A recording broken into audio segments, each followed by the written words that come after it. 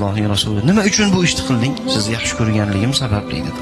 Payg'ambar alayhisalom xurmoni yerkanlar, ha, meni yaxshi ko'rasanmi? Nihoyatda yaxshi ko'raman ya Rasululloh.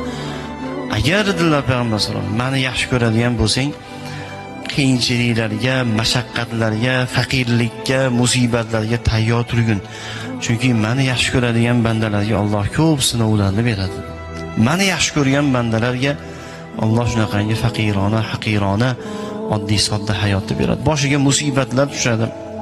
Moli bilan sinov beradi, joni bilan sinov beradi, mana shunaqangi qiyinchiliklarni beradi dedilar azizlar. Shuning uchun bir inson masalan musibatlar to'xtamayapti bir insonning boshiga. Qaysi ishni boshlasa yurmayapti. Qorni och qolyapti kerak bo'lsa. Qishda yupun kiyimda qolib, bu faqat Allohning suyganligidan bo'lar ekan azizlar. Va payg'ambar alayhisalom yaxshi ko'rgan bandalarga kelar ekan bunaqangi azizlar musibatlar.